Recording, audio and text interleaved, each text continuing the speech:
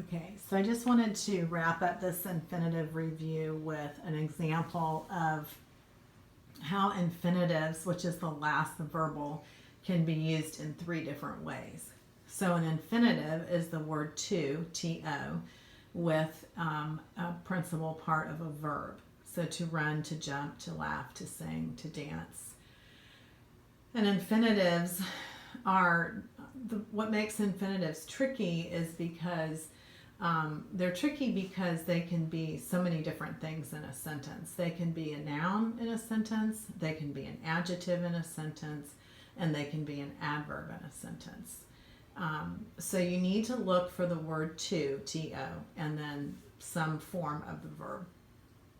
For instance, at the top of this board it says, to sing lifts my spirits. Now that infinitive to sing is being used as a noun. In that case, it's being used as the subject of the sentence. To sing lifts my spirits. Now, I could have an infinitive phrase there. I could say to sing loudly, or to sing in the shower, or to sing with my friends, or whatever. You can put any kind of prepositional phrase there that you want and turn it into an infinitive phrase. But the bottom line is that infinitive to sing is being used as the noun, as the subject of that sentence. So you ask yourself, what lifts? Well, to sing lifts. Lifts is the verb. They give you another example of I love to sing. I is the subject and love is the action verb, and you say what after the verb, and gives you the direct object. I love what? I love to sing. So to sing in that sentence is being used as the direct object. Still a noun, and still an infinitive. It's just being used in a different place in the sentence as a noun. So anywhere you can have a noun, you can have an infinitive or an infinitive phrase. It can be the subject of the sentence, it can be the direct object, it can be in a positive. So these things can get really complicated in a hurry.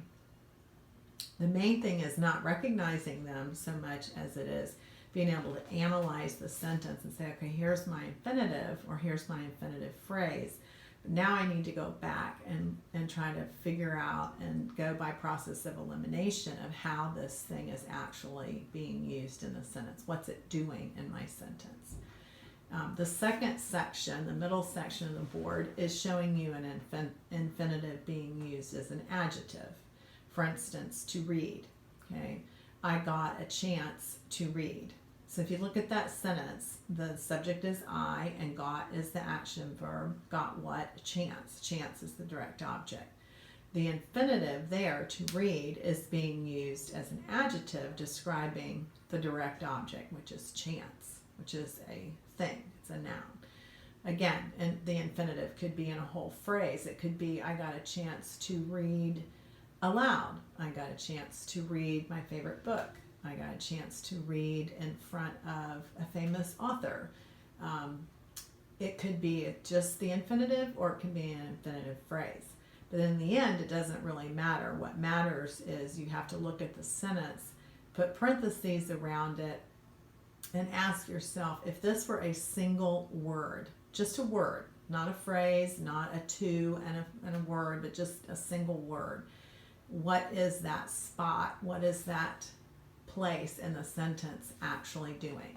Because that's the nice thing about a sentence, is you need to think of it as like an algorithm or an equation in algebra. All right, it's just, they're just placeholders in the sentence. So there's a placeholder for a subject and a placeholder for a verb, and you just analyze the placeholders and say, it doesn't matter what word is sitting there. I can tell by where it is positioned in the sentence and the context in which it's being used in the sentence, and then that tells me what part of speech it is. The last one at the bottom is an example of an infinitive being used as an adverb. I went to improve my skills. So if you say I went, now we don't know where you're talking about going. You could have an infinitive in front of that being used as a direct object. I went, or even not an infinitive. You could say I went skiing. I went skiing. Skiing can be used there as an adverbial noun, and say to improve my skills. Why did I go? I went to improve. So whenever you're answering the question why, then you're answering an adverb question. So in that case, you're using the infinitive to improve as an adverb. So the first example, it's a noun. To sing lifts my spirits, or I love to sing. Those are both nouns. The middle part of the board, it's being used as an adjective. I got a chance to read. To read modifies the word chance, and chance is a noun. It's the direct object. So therefore, to read is an adjective. And then at the very bottom, it's being used as an adverb. And I put them in this order because this is also the order in which you're going to find them used. Most likely, you're going to see an infinitive. It's going to be used first and foremost like a noun. That's the way it's going to be used most frequently. I would say the next one would be as an adjective, and the least use of it would be as an adverb. But it can be used as an adverb, so I don't want to dismiss it and tell you that you're never going to see it. You may see it, but you're not going to see it as often. Now, just to wrap this up, on your test tomorrow, it's going to be multiple choice. It's going to be more about looking at the sentence and looking at the word, the verbal, and identifying the verbal as a gerund or a participle or an infinitive.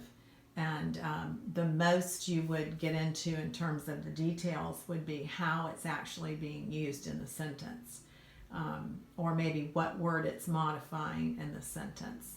You are not going to have to diagram. It's going to be on quizzes, and it's multiple choice. It's pretty basic.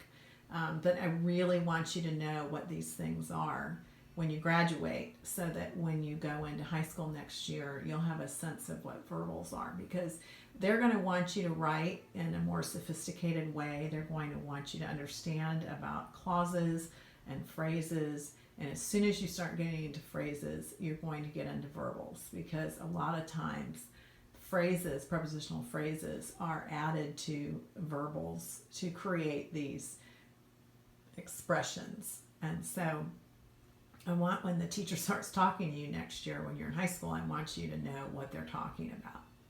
All right. I hope this was helpful. Bye.